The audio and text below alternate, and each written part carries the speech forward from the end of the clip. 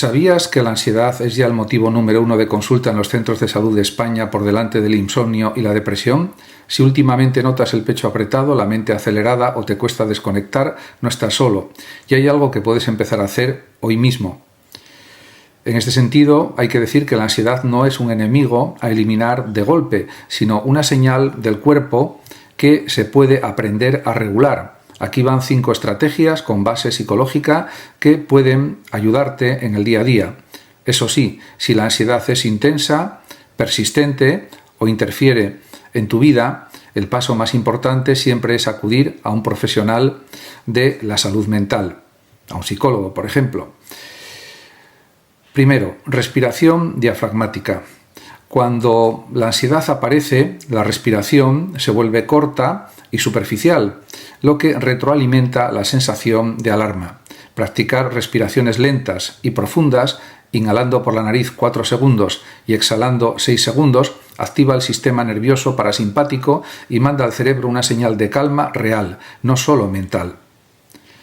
Segundo, reestructuración cognitiva. La ansiedad se alimenta de pensamientos catastrofistas. Va a salir mal, no voy a poder. La terapia cognitivo-conductual propone algo sencillo: anotar ese pensamiento y preguntarse: ¿qué evidencia tengo realmente de que esto vaya a pasar? Este ejercicio repetido debilita el automatismo del miedo. Tercero, exposición gradual, no evitación. Evitar lo que nos genera ansiedad da alivio inmediato, pero a largo plazo la refuerza. Enfrentarse poco a poco en dosis manejables a aquello que preocupa, una llamada, una reunión, un espacio social, etc., es lo que permite que el cerebro aprenda que la amenaza percibida no era tan grande. Cuarto, higiene del sueño y del cuerpo. El sueño y la ansiedad están profundamente conectados. Dormir mal aumenta la reactividad emocional y la ansiedad dificulta dormir bien. Mantener horarios regulares, reducir cafeína y pantallas antes de dormir y moverse físicamente cada día son pilares que muchas veces se subestiman, pero que sostienen todo lo demás. Quinto, anclaje en el presente. Mindfulness. La ansiedad vive en el futuro, en lo que podría pasar. Las técnicas de atención plena, como notar 5 cosas que ves, 4 que oyes, 3 que tocas, devuelven a la mente al momento presente y cortan el bucle anticipatorio que alimenta la angustia. Nunca habíamos estado tan conectados y al mismo tiempo tan ansiosos. La adicción a las pantallas y a las redes sociales se ha convertido en uno de los principales factores que contribuyen al aumento de la ansiedad entre adolescentes y jóvenes. Aunque este fenómeno preocupa especialmente en España, también afecta a numerosos países de Europa, Estados Unidos y otras zonas del mundo. El acceso permanente al teléfono móvil, la necesidad de recibir aprobación mediante me gusta, la comparación constante con vidas aparentemente perfectas y el miedo a perderse algo importante generan una presión psicológica que puede afectar al bienestar emocional. Sin embargo, existen medidas eficaces para reducir este problema.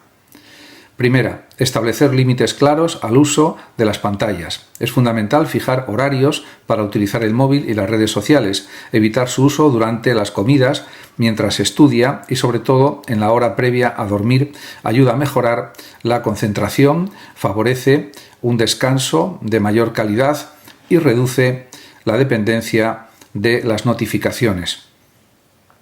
Segundo, promover actividades fuera del entorno digital, practicar deporte, leer, tocar un instrumento, realizar actividades culturales o compartir tiempo con familiares y amigos sin dispositivos electrónicos favorece, sin duda, relaciones más auténticas y disminuye el tiempo de exposición a las redes sociales. Estas experiencias fortalecen la autoestima y contribuyen a una mejor salud mental. Tercero, educar para un uso responsable de las redes sociales. Es importante enseñar a los jóvenes cómo funcionan los algoritmos, por qué aparecen determinados contenidos y cómo evitar la comparación permanente con imágenes o vídeos que en muchas ocasiones muestran una realidad idealizada. Desarrollar el pensamiento crítico permite también utilizar la tecnología de forma más consciente y equilibrada. Cuarto, dar ejemplo desde la familia y los centros educativos. Padres, madres, docentes y otros adultos tienen un papel esencial. Si los jóvenes observan que los adultos consultan continuamente el móvil, será difícil transmitir hábitos saludables. En cambio, establecer momentos libres de pantallas y fomentar la conversación presencial ayuda a crear un entorno más equilibrado y favorece la comunicación.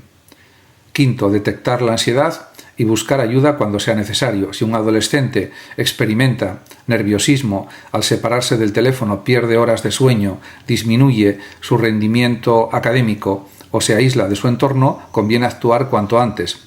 Hablar con la familia, con el profesorado o con un profesional de la psicología puede evitar que el problema se agrave y facilitar estrategias eficaces para recuperar el equilibrio.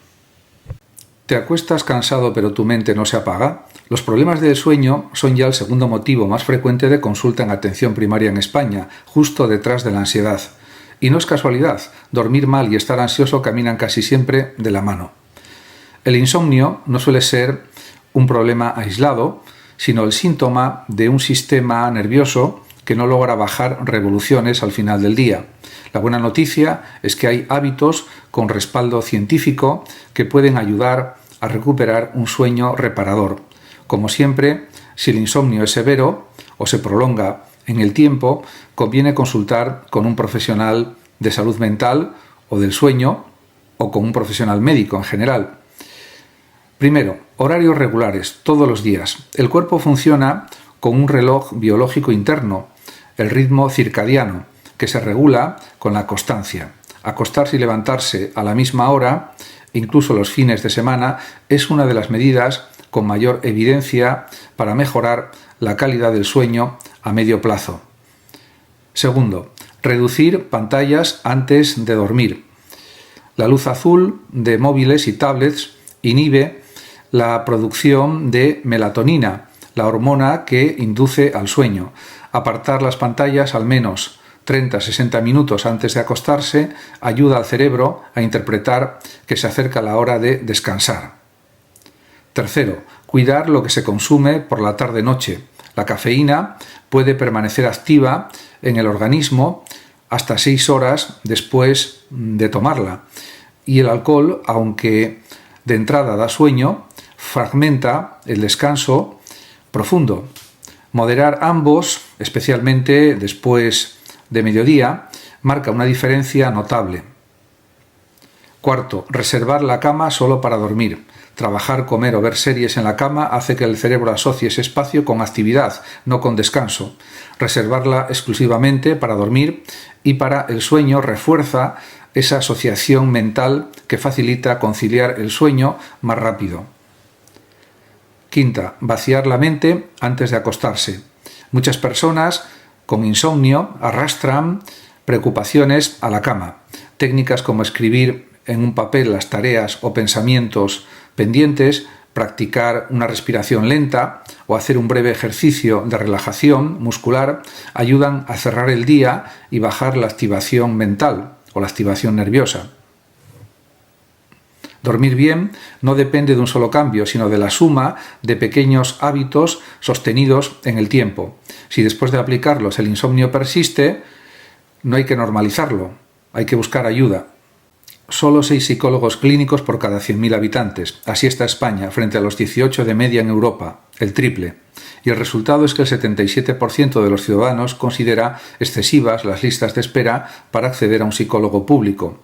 La salud mental se ha convertido en la principal preocupación sanitaria de los españoles, pero el sistema público no cuenta con los recursos humanos suficientes para responder a esa demanda. Esta brecha entre necesidad y recursos no es solo un problema de listas de espera, es también un problema estructural que deja a muchas personas sin atención en el momento en que más la necesitan. Estas son 5 estrategias que se plantean desde el ámbito profesional y político para revertir esta situación. Primera, aumentar las plazas de formación de psicólogos internos residentes. Cada año se forman muy pocos psicólogos clínicos especializados a través del sistema público, muy por debajo de la demanda real. Ampliar estas plazas de forma sostenida es la vía más directa para engrosar la plantilla de profesionales en los próximos años. Segundo, incrementar las contrataciones en atención primaria. Muchos problemas de ansiedad, estrés o insomnio leve podrían resolverse antes si hubiera psicólogos integrados en los centros de salud, filtrando casos antes de que se agraven y evitando la saturación de la atención especializada. Tercero, reforzar la coordinación entre psicología y psiquiatría. Actualmente, buena parte del peso recae sobre la psiquiatría, que no siempre puede ofrecer un abordaje puramente psicológico. Crear equipos multidisciplinares más equilibrados permitiría repartir mejor la carga asistencial y ofrecer un tratamiento más completo. Cuarto, establecer ratios mínimos por comunidad autónoma. La atención psicológica pública varía mucho según la región. Fijar un número mínimo de profesionales por habitante similar al de la media europea ayudaría a reducir estas desigualdades territoriales y garantizar un acceso más equitativo.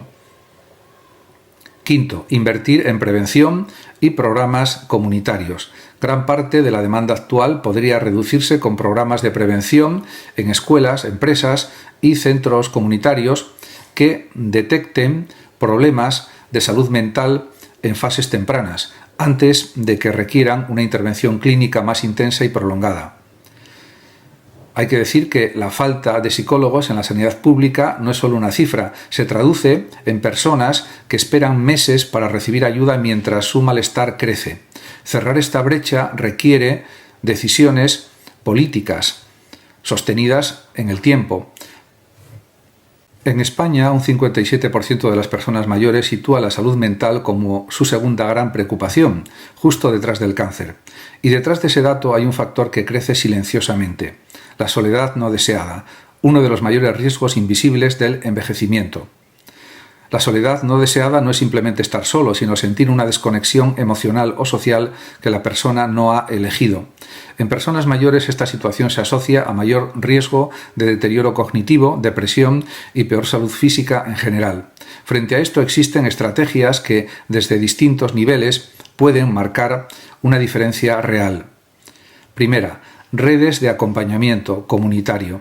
Programas de voluntariado vecinal o intergeneracional donde jóvenes o vecinos visitan regularmente a personas mayores han demostrado reducir el aislamiento. No se trata solo de compañía puntual, sino de generar vínculos sostenidos que la persona pueda anticipar y esperar.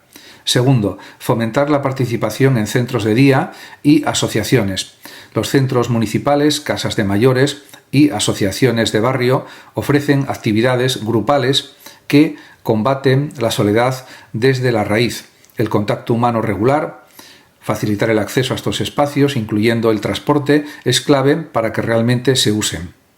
Tercero, programas de telecompañía y tecnología accesible, líneas telefónicas de acompañamiento y dispositivos sencillos de videollamada permiten mantener el contacto con familiares y voluntarios, especialmente en zonas rurales o con movilidad reducida. La clave está en que la tecnología sea intuitiva, no una barrera añadida. Cuarto, detección activa desde atención primaria y servicios sociales.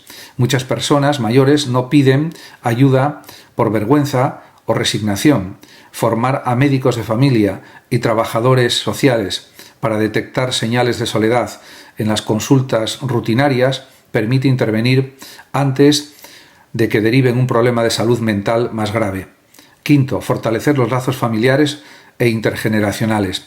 Más allá de los programas institucionales, promover espacios de encuentro entre generaciones dentro y fuera de la familia ayuda a que las personas mayores se sientan parte activa de la sociedad, no relegadas a un segundo plano.